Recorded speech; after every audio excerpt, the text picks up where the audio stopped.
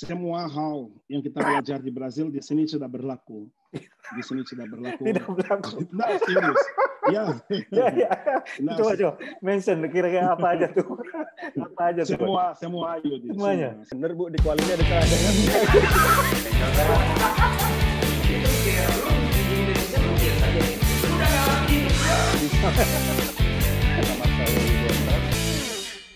Selamat datang di Ngobrol Bareng bersama saya Yudi Oktav. Narasumber kita kali ini adalah sosok asal Brasil yang pernah sangat sukses di Liga Indonesia, baik saat menjadi pemain maupun sebagai pelatih.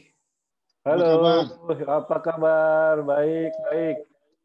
Ya, lama nggak jumpa ya? Iya, sangat lama sekali kita nggak jumpa. Sehat? Puji Tuhan sehat. Alhamdulillah. Di mana sekarang? Di Malang ya? Sekarang baru di rumah, tiba di rumah ini.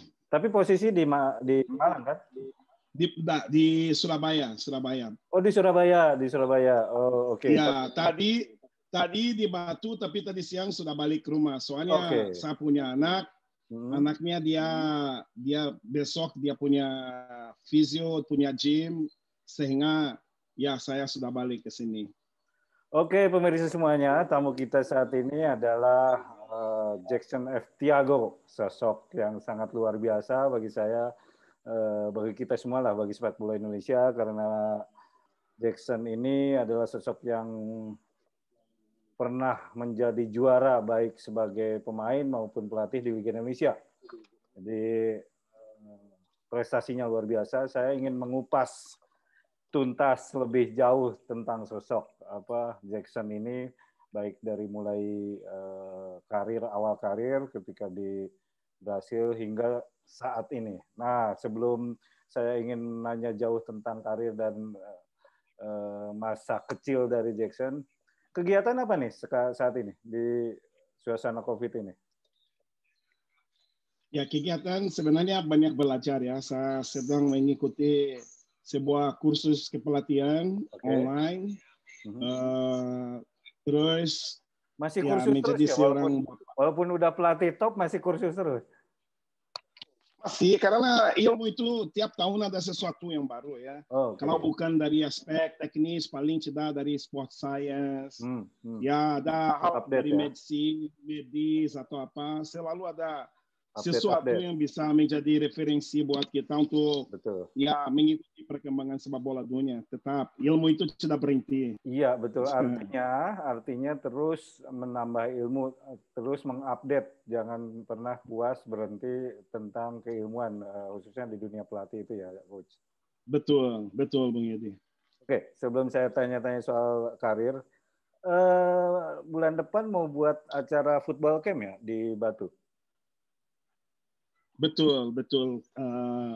Beberapa minggu yang lalu, kebetulan tim Persipura training camp di Batu ya, di Agro, di hotel yang kita akan lakukan eventnya. Kebetulan di tengah jalan itu kompetisi sudah bisa dilanjutkan ya, karena ada kendalanya. Tapi kita punya pelatih asing dan pemain asing yang masih tetap di Batu sampai saat ini. Begitu kita berada di sana, pihak hotel sempat dekati saya, karena kebetulan juga okupansi hotel juga di masa pandemi COVID ini ada penurunan juga. Pihak hotel menawarkan kepada saya sebuah kerjasama, karena hotel itu fasilitasnya cukup lengkap ya, timnas maupun tim Liga 1 itu sudah langganan di tempat itu. Lapangan bola, ada lapangan futsal dekat, kolam renang, ada outbounding, banyak hal yang ada di sana. Mereka menawarkan pada saya untuk kita bisa kerjasama buat sebuah event untuk bisa menaikkan okupansi hotel. Kita berpikir berunding. Kita punya usul, mereka punya usul. Akhirnya kita menemukan kesempatan untuk melakukan sebuah training camp. Training camp kita itu berfokus kepada anaknya umur 10 sampai 15. Nah, kebetulan PSSI sudah ada IPA ya, sudah ada IPA. IPA itu biasanya anaknya umur 16. Dan anaknya di bawah itu belum ada event yang resmi dari federasi. Kita berpikir bagaimana kita punya sebuah kegiatan di mana kita bisa merangkul anak-anak itu dalam waktu seminggu lah.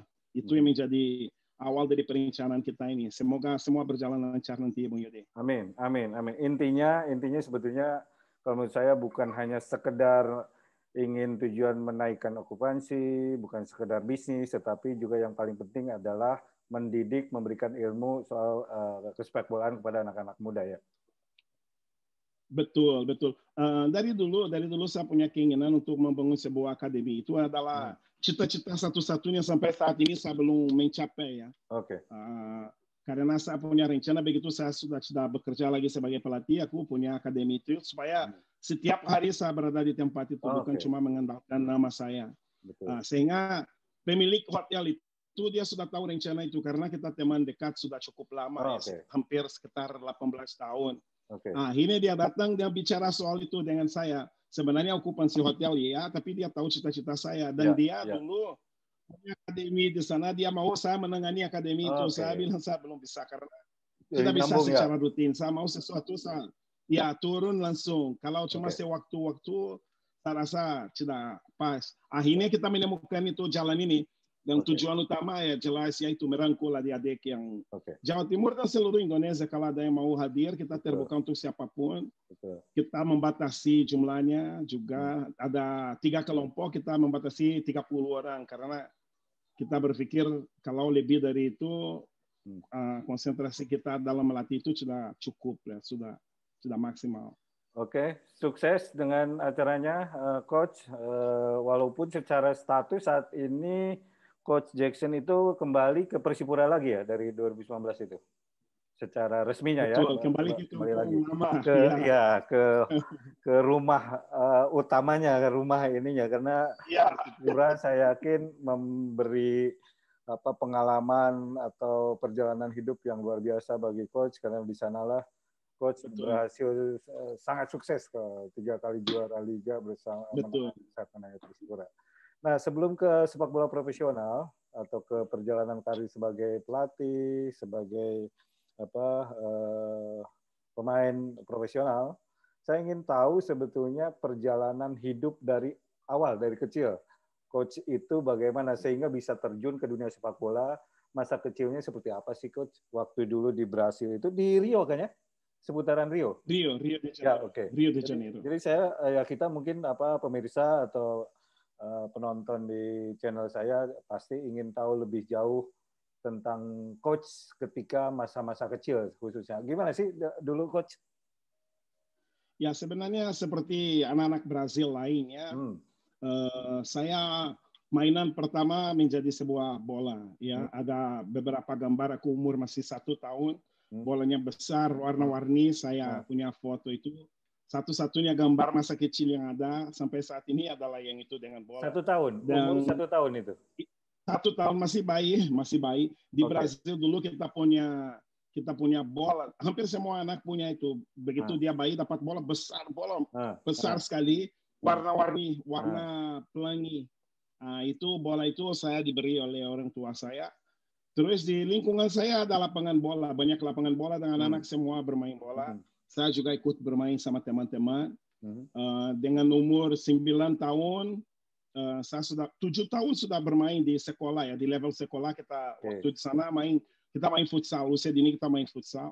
7 tahun saya sudah bermain futsal. Ya, kita di Brasil sebenarnya kita mulai di futsal. Di futsal, begitu umur 14, 15 baru kita ke lapangan. Kita biasanya ke masuk klub ya kalau nggak salah, Coach itu. Ya, di klub. Meskipun di klub kita futsal. Flamengo. Klubnya Flamengo meskipun kan? Umurnya 7, ya Flamengo dulu, betul. Kita umur 7 tahun kita main sekolah, terus 9 tahun aku masuk futsal, masuk satu klub. Yang pertama bukan Flamengo, aku masuk Bom Sucesso dulu. Saya masuk Bom Sucesso umur 10, 9 futsal sampai umur 13. Umur 13 saya masuk Flamengo. Baru saya pindah ke lapangan besar karena di Brasil biasanya begitu. Baru di Flamengo ya karir saya cukup baik sampai saya dapat kesempatan untuk bisa terpilih untuk mengikuti seleksi. Waktu itu timnas Brazil. Tapi di tengah semua itu ada masa di mana saya harus daftar untuk wajib militer karena di Brazil kita punya wajib militer. Oke. Jadi seharusnya tidak masuk karena pemain bola biasanya dapat dispensasi. Oke. Terus?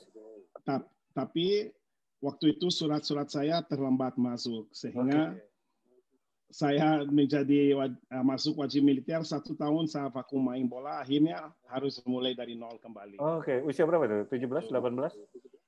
Sudah 18. Dari 18 sampai 19 ya. Oke. Waktu itu saya vakum main bola. Oke. Di sebelum masuk wajib militer di usia-usia belasan itu udah ke lapangan bola. Berarti udah mulai banyak mengikuti turnamen dan latihan di Flamengo itu. Betul. Saya di Flamengo dari umur 13 sampai 15. 13 sampai 15. 13 sampai 15, ya 2 tahun mengikuti beberapa kompetisi. Terus ya itu tadi yang saya bilang, saya dipilih untuk mengikuti kejuaraan usia dini. Waktu itu di timnas umur 17, ya harusnya U17 kita Piala Dunia U17 itu saya, kalau semua lancar aku sudah bisa ikut. Tapi prosesnya untuk pendaftaran di Tentara itu sedikit menghambat saya waktu itu. Masa itu angkatan coach itu siapa aja yang di timnas Brasil yang akhirnya masuk timnas, mungkin yang satu angkatan ketika itu usia 17-an? Ada Leonardo sama Aldair. Oke. Aldair sama Leonardo. Iya. Leonardo yang ada di Paris Saint-Germain saat ini. Saya pernah 2 kali ketemu Leonardo. Wawancara di 2 kali di Paris sama di mana gitu, 2 kali ketemu. Orangnya sangat baik, sangat oke. Iya, orangnya satu angkatan. baik sekali. Satu angkatan. Iya, satu angkatan. Oke. Nah, kemudian setelah wajib militer, berarti balik lagi mulai dari nol itu masuk ke nggak ke Flamengo ya? Tidak, saya masuk sebuah klub waktu itu Liga 3, mereka punya beberapa pemain yang mereka mau membangun sebuah tim, pemain-pemain yang biasanya jebolan dari klub Flamengo, Fluminense yang tidak bisa bermain di tim inti. Waktu itu dipinjamkan ke beberapa klub. Saya dapat 1 klub Liga 3, main 1 musim di sana. Terus musim kedua main 2 kali pertandingan langsung dipanggil untuk Madureira. Rio de Janeiro juga. Madureira sebuah klub liga, waktu itu Liga 2, sekarang Liga 1, sudah Liga 1. Ya? Liga 2 sudah Liga 1. Liga 2 dia punya targetnya untuk naik, untuk kembali lagi ke Liga 1 karena waktu itu 10 tahun dia turun, tidak bisa naik lagi. Akhirnya tahun pertama langsung kita lolos ke Liga Utama. Terus tahun kedua Botafogo, ya dari Botafogo ya sudah. Akhirnya saya menemukan karir saya kembali Botafogo Liga Brasil tahun 92 kita juara 2. Terus pindah ke Americano beberapa klub, São Paulo, Liga São Paulo, terus ke Indonesia. Oke. Yang paling selama di Liga Brasil sebelum ke Indonesia, yang karir paling top menurut Coach Jackson itu di mana waktu itu? Botafogo ya? Botafogo tidak, tapi yang paling saya menonjol atau klub yang nama klub besar? Dua-duanya, baik itu coachnya, baik itu klubnya. Kalau saya sebagai pemain paling menonjol di Americano ya. Setelah saya dari Botafogo, karena waktu Yudi saya baru gabung Madureira, Botafogo itu saya masih dalam proses kembalikan naluri, insting, kemampuan saya yang vakum 1 tahun, ya. Terus begitu saya ke Botafogo, itu sudah tahun ketiga. Sehingga saya sudah berada dalam kondisi yang prima dan semua aspek. Akhirnya di sana saya main luar biasa, sampai dibeli sama 1 klub dari São Paulo, yang ikut Liga São Paulo. Waktu itu kita lawan Rivaldo, Roberto Carlos, pemain-pemain top Liga Brasil semua. Mereka di Corinthians, di São Paulo, Palmeiras, saya main di Noroeste, itu turnamen besar. Makanya di Americano menjadi puncaknya, ya menurut saya puncak dari karir saya. Di Americano ada pemain lain yang termasuk ngetop selain Jackson? Terkenal. Americano enggak ada. Terkenal yang kalian di luar negeri tahu tidak. Ada top di Brasil ya, tapi untuk ukuran luar negeri tidak. Tidak ada. Nah, ketika 1 tahun vakum karena harus mengikuti wajib militer, itu recovery atau balik lagi ke dunia sepak bola itu agak susah ya, Coach? Sangat, sangat. Karena di Brazil, kalau kamu 1 tahun vakum, banyak pemain lain yang punya kemampuan bagus sekali melewati kamu, sehingga berat. Makanya kadang kita lihat pemain seperti Alexandre Pato, pemain yang berkualitas Brazil, kalau mereka menurun sedikit, sudah sulit untuk kembali lagi karena langsung diganti karena produksi pemain terlalu banyak. Makanya saya mau masuk langsung di Flamengo klub Liga 1 nggak bisa. Akhirnya jalur saya kembali lagi lewat bawah Liga 3 itu. Akhirnya saya mampu. Oke. Sebelum lanjut saya masih ingin balik ke masa kecil lagi. Ketika itu Coach masa kecil itu sudah memilih atau menentukan bercita-cita sebagai pemain bola? Sudah, itu sudah. Sejak lahir. Sejak lahir. Sebenarnya saya punya cita-cita 2. Apa itu? Bukan 2, 3. Sebenarnya 3. Ada 3. Waktu masa muda, umur mungkin 6-7 tahun, saya mau menjadi pemadam kebakaran. Kenapa itu, Coach? Ada cerita? Karena di Brazil kita lihat dulu dunia dulu seperti sekarang berbeda. Mungkin sekarang orang lihat pemadam kebakaran tidak menghargai, tapi dulu kita lihat pemadam kebakaran itu seperti orang yang berwibawa sekali. Orang yang berwibawa dan kita kadang lihat mereka sana kemari, anak kecil. Kita dapat mainan apa. Itu satu. Terus setelah itu saya menjadi lebih besar lagi, umur 11, 12. Saya punya keinginan untuk menjadi mariner angkatan laut. Angkatan laut. Angkatan laut. Akhirnya saya daftar wajib militer di mariner. Ada 3 kita bisa pilih, angkatan laut, angkatan darat, angkatan udara. Aku pilih angkatan laut. Karena memang cita dari dulu. Dan yang paling utama jelas sepak bola. Yang jelas utama sepak bola. Saya selalu pikir kalau saya sudah jadi sepak bola, mungkin angkatan laut atau pemadam kebakaran akan jadi profesiku. Malah berpikir begitu dulu. Kalau jadi pemain bola bisa jadi marinir atau jadi pemadam kebakaran. Betul. Kalau gagal sepak bola utama pasti. Tapi kalau gagal di sepak bola, mungkin 2 hal itu yang akan menjadi sesuatu yang saya akan kejar. Artinya kalau maksudnya kalau gagal di sepak bola, 2 itu yang akan dikejar. Betul.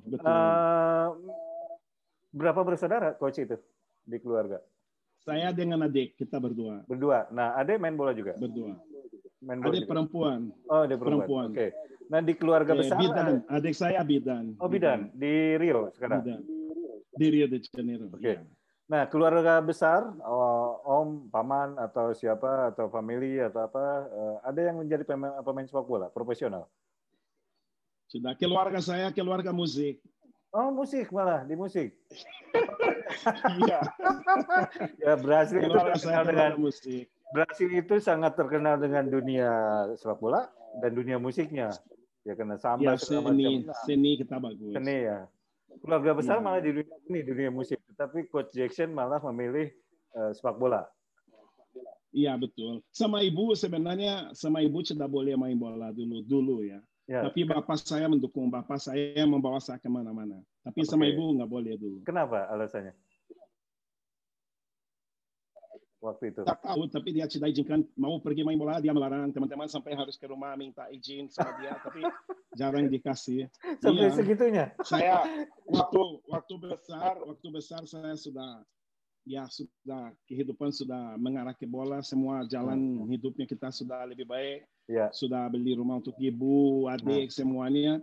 Ada beberapa tahun lalu saya ngomong sama ibu ya, ibu coba lihat, sampai ibu dulu nggak mau saya main bola ya. Sekarang coba lihat sekitar kita ini, semua ini dari yang berikan kepada kita. Bola. Iya.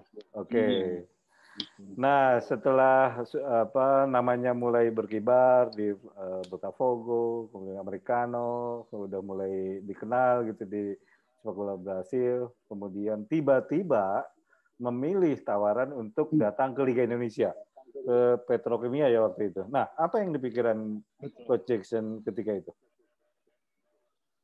Saya sudah omong beberapa kali ya Yudis, bahwa sebenarnya kita meninggalkan Brazil bukan untuk datang ke Indonesia. Awalnya sebenarnya agennya kita menawarkan kita bermain di Malaysia. Oke. Itu yang dia tawarkan ke kita. Kita bermain di Malaysia. Terus kita 7 orang, kita datang, tiba di Zurich. Seharusnya di Zurich kita ketemu sama agennya. Tiba-tiba agennya nggak ketemu, penerbangan sudah mau berangkat ke Jakarta. Oke. Kita cari sama maskapai penerbangannya informasi orang itu sudah ada di dalam penerbangan itu. Ini kita semua masuk. Kita masuk sampai Singapura, baru agennya cari kita ketemu, dia menjelaskan. Saya mau menjelaskan kepada kalian bahwa penerbangan dari sini menuju ke Jakarta, Indonesia. Semua loh, bukan Malaysia, karena waktu itu Malaysia lumayan terkenal ya kan. Karena ada beberapa pemain dari Inggris yang bermain di sana dan berita itu sampai Brazil. Itu kebetulan sudah tanggal 23 Desember. Kita sudah mau merayakan Christmas dan Tahun Baru. Akhirnya tiba di Jakarta tanggal 24 sore di Hotel Indonesia di bundaran itu. Aku masih ingat, sekarang berubah, nama hotel itu berubah ya. Dulu Hotel Indonesia. Kita berkumpul di situ, kita berkumpul di sana. Terus kita berunding, kita bertuju dengan agennya. Pertama kita bertuju, kita bilang bahwa kita akan pulang ke Brazil. Ayo kita pulang ke Brazil. Terus ada beberapa suara. Saya salah satu yang paling vokal. Saya bilang gini, saya sudah meninggalkan keluarga saya Natal dan Tahun Baru. Penerbangan kita cuma bisa balik ke Brazil tanggal 7 Januari. Karena Natal dan Tahun Baru buat kita sangat sakral, saya berpikir saya akan tetap di sini, saya tidak akan pulang. Karena apa? Aku sudah sampai di sini. Seandainya saya bisa balik untuk merayakan Natal, Tahun Baru dengan keluarga, oke. Tapi karena tidak bisa, saya akan tetap di sini. Aku sudah sampai di sini, saya akan mencoba, saya akan melihat seperti apa. Terus saya, Carlos de Melo juga setuju. Sama Melo juga ya waktu itu ya? Melo ya? Iya, kita bertuju. Saya, Carlos de Melo, Júlio César da Costa, Gomes de Oliveira, terus ada satu lagi, Francisco, yang main di PKT Bontang. 2 pilih pulang. Akhirnya lama-lama, dari kita berlima itu, ada satu yang di Bontang itu, dia memilih pulang juga. Dia memilih pulang. Yang beta, saya, Carlos da Costa, Gomes. Karena kebetulan kota kita dekat, ini kita sering ketemu di sini, sehingga kita bisa interaksi. Itu caranya saya datang ke Indonesia seperti itu. Aku selalu bilang bahwa itu adalah sebuah kecelakaan yang membawa berkah buat saya. Iya, oke. Waktu itu agennya Indonesia apa Malaysia? Orang Indonesia apa orang Malaysia? Agennya itu? Agennya Indonesia, agennya dari Rumania. Ada 3 orang. Ada 3 orang. Ada 1 orang di Brazil, agen kita di sana. Dia dihubungkan dengan agen FIFA di Swiss, tapi asal Rumania. Tapi ada kepala suku di PSSI. Itu sebenarnya itu ada 1 orang yang kuncinya itu orangnya PSSI, yang ada di PSSI. Itu sebenarnya seperti Liga LPI, Liga Premier Indonesia ya, yang mereka punya konsorsium. Konsorsium kontrak nanti dibagi ke klub. Prosesnya seperti itu. Ada 1 orang di Indonesia yang kerja di federasi, dia yang atur semuanya. Begitu kita tiba di sini, akhirnya kita dibagi ke klubnya, gitu. Artinya ketika datang ke Indonesia itu sebetulnya tinggal diarahkan sama si agen itu, tinggal diarahkan ke klubnya gitu. Artinya sudah mau pulang silahkan, tapi kalau mau di sini udah ada klubnya gitu yang bisa nampung ya, atau yang bisa nerima ya, gitu. Sebenarnya tidak boleh pulang. Sebenarnya tidak boleh pulang, tapi 2 orang itu nekat dia mau pulang. Mereka tidak mau tinggal di sini. Akhirnya agennya setengah mati. Dia harus cari orang lagi untuk tinggal. 2 pemain itu yang datang untuk Pelita Jaya. Tadinya. Padahal klub yang paling bagus dan gaji mereka paling besar. Tapi mereka tetap nggak mau. Mereka tetap nggak mau. Sama agennya nggak boleh mau ditahan. Mereka, kamu bisa tahan. Terserah. Saya lapor ke imigrasi Brazil. Duta besar Brazil. Akhirnya dia kasih paspornya. 2 orang itu pulang. Gitu. Dari yang 5 itu disebar ya? Nah, ada saya Carlos ke Petrokimia. Da Costa Gomes ke Mitra Surabaya. Terus ada 1 Francisco pergi ke Bontang, ke PKT. Terus yang dua itu yang seharusnya ke Pelita Jaya itu. Yang harusnya, oke. Waktu pagi di Hotel Indonesia itu wakil dari klubnya ada semua satu meja, mereka panggil satu persatu untuk bicara sama mereka. Yaitu seperti yang konsorsium itu, wakil klub sudah ada. Akhirnya mereka ambil saya Carlos, mereka langsung bawa ke Gresik itu waktu itu. Oke, di sana hanya 1 tahun kan ya? Di Petrokimia. 1 tahun. 1 tahun. Sama almarhum Andi Teguh, pelatih Andi Teguh, Widodo Cahyono Putra, almarhum Mary Irianto, kita bersama 1 tahun di sana. 1 tahun, kemudian dari situ ke PSM ya kalau nggak? Iya PSM ya. PSM. Oke, PSM. Oke, PSM juga setahun. Nah dari PSM baru ke Persebaya ya. Persebaya Surabaya, betul. Persebaya itulah mulai betul-betul dikenal lah, betul-betul nama Jackson, sama Carlos juga ya. Carlos bareng terus ya? Ya, sama Carlos, betul. Sama Carlos de Melo. Kita berkumpul lagi. Oke, sama Carlos juara kan ya di Persebaya itu? Kita juara, top score juga. Oh iya betul, top score. Coach itu top score ketika itu. Ya Jackson itu Coach Jackson tahun 97. Juara liga dan top score. Nah, betul. Makin namanya betul-betul dicintai di sepak bola Indonesia, kemudian pindah lagi ke mana ya? Waktu itu lama di Persebaya, di Persebaya 97 sampai 2001. Nah, ada Chris Mon. Saya pergi ke Cina, ke Guangzhou. Oh iya, ke Guangzhou pernah ya? Ke Cina. Ya, waktu kompetisi berhenti tahun 98 itu. Yang peristiwa Mei itu. Betul. Mei 98. Saya ke Cina. Di Cina sampai akhir tahun 90. Itu waktu di Indonesia bulan Juni ya. Di Cina sampai akhir tahun. Setelah akhir tahun, saya langsung sambung ke Singapura di Geylang United. Geylang ya, sempat ke Singapura. Geylang 1 tahun. Oke, 1 tahun. Akhirnya Persebaya panggil saya kembali tahun 2000. Saya di Persebaya 2000, 2001. Terus 2001 saya ke Home United di Singapura. Setelah itu saya balik ke Petrokimia Putra lagi, pensiun. Baru selesai. Oke, ya Petrokimia. Terakhir ya, gantung sepatu di Petrokimia. Terakhir. 2001. Oke. Nah, setelah Petrokimia Putra itu kemudian masuk ke karir pelatih gimana di prosesnya? Sebenarnya tahun 98 waktu Chris Mon, saya dari Indonesia aku ke Brasil. Ya, dari Indonesia ke Brasil 1 bulan di sana saya mengikuti kursus. Setelah itu bulan Juni-Juli saya ke Cina. Itu kursus pelatihan pertama tahun 98. Setelah itu setiap saat 98. Setelah itu ada kawan kita ini, Bung Ian. Hai. Namanya siapa ini? Manda Beige. Ciao. Dadah Om. Oh, dadah. Namanya siapa? Diego. Usia berapa, Coach? Ini umur berapa? 2 tahun. 2 tahun. Oke. Ayo ke mama sana ya. Dadah untuk Om. Ciao. Dadah. Diego. Baby, tolong. Ayo ke mama sana. Ini kalau saya main sama teman-teman sini langsung datang. Ini mau muncul di kameranya. Biasa anak kecil. Diego. Ya itu tadi bagaimana pertanyaannya Yudi? Balik ke dunia mengawali karir pelatih. Oh, pelatih. Ya itu tadi tahun 98 itu kursus pertama saya mengikuti.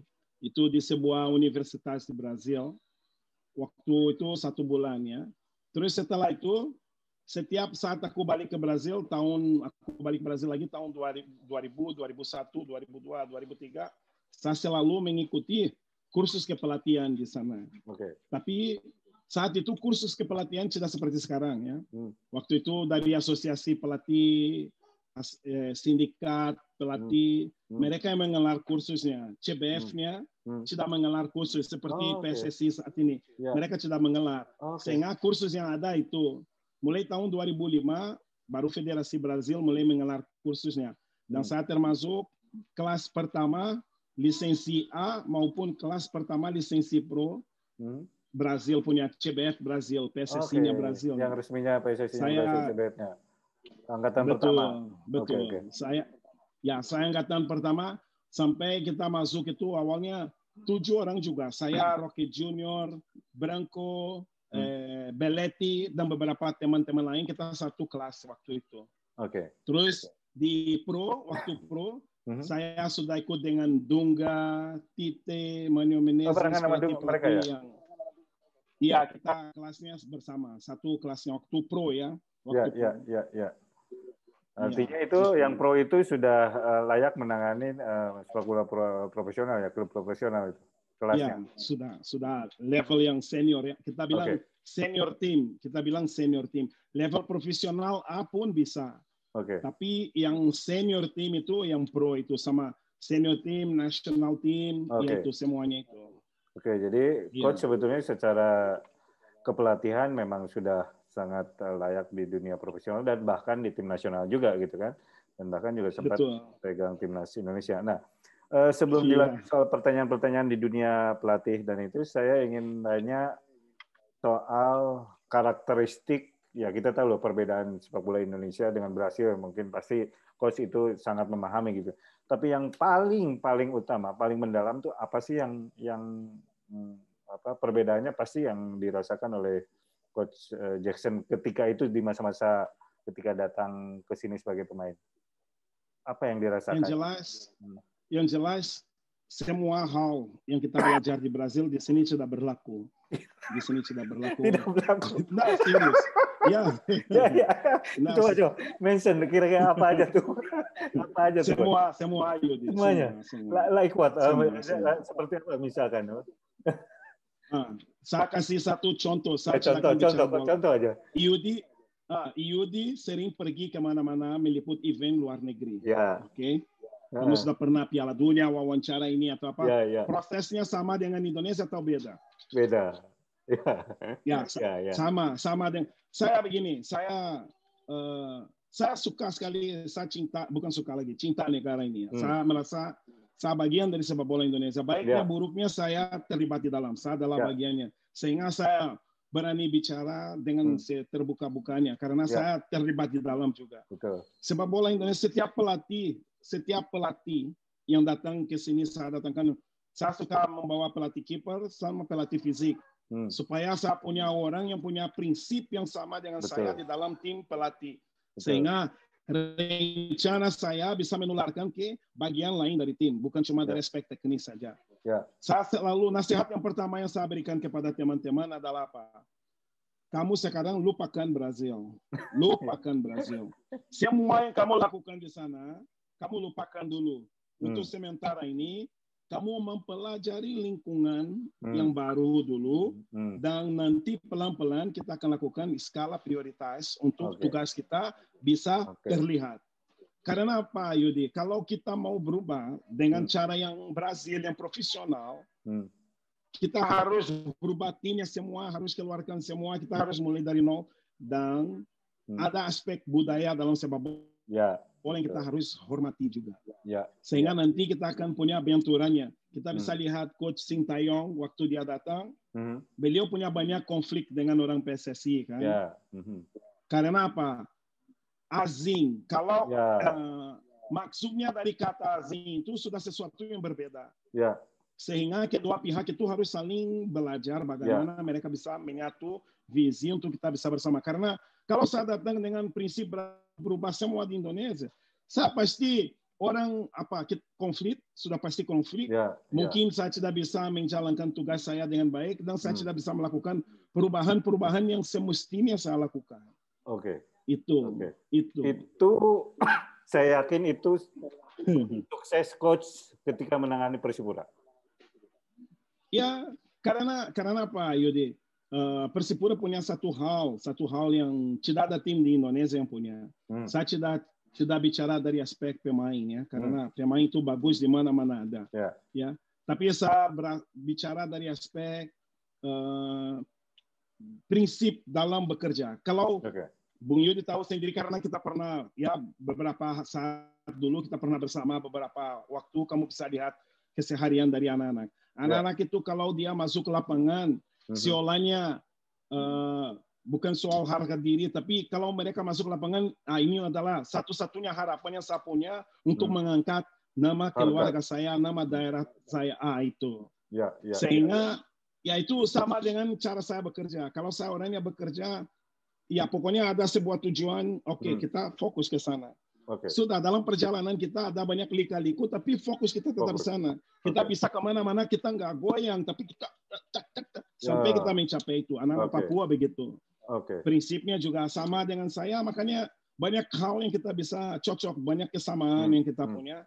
Dan itu tadi yang saya bilang, saya mempelajari lingkungannya. Saya cukup lama di Indonesia. Kalau Bung Yudi mau bicara sama saya tentang semua daerah yang ada di Indonesia, karakter pemain, bagaimana budaya, dia punya sejarah, kebiasaan atau apa, saya tahu semua karena saya selalu mempelajari hal-hal itu karena suatu waktu saya bisa dibawa ke Padang, ke Aceh, ke Medan, sehingga saya harus tahu apa yang menantikan saya di sana. Sehingga begitu saya tiba, ya saya adaptasi dengan lingkungannya dan saya juga bisa melebur kemana-mana karena saya sudah punya beberapa pengetahuan terhadap daerah tersebut. Ya gitu.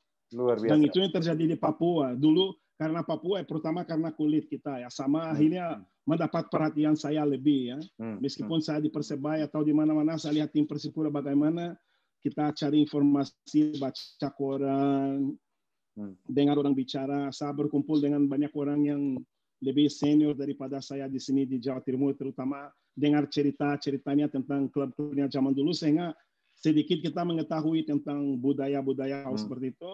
Makanya saya bisa langsung dengan tim-tim Persipura gitu. Termasuk PSM juga saya bisa cepat adaptasi.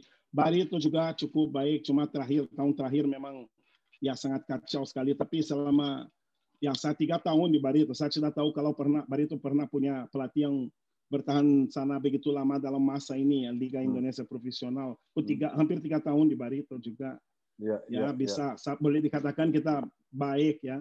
Karena saya mempelajari medan perang saya sebelum saya terjun di situ. Bagaimana budayanya, bagaimana orangnya, bagaimana saya bisa menempatkan diri. Itu salah satu menurut saya kunci sukses dari Coach Jackson, luar biasa. Jadi pendekatan itu, ilmu pendekatannya itu yang pasti memberikan dampak yang luar biasa ketika menangani sebuah tim, karena Coach Jackson pasti banyak belajar tentang sesuatu yang baru untuk mengaplikasikannya di dalam sebuah tim gitu. Secara strategi ya Coach sudah sangat memahami, menguasai, tapi filosofi budaya itu pasti itu sangat berpengaruh sekali ya Coach ketika menangani tim itu. Betul, sangat.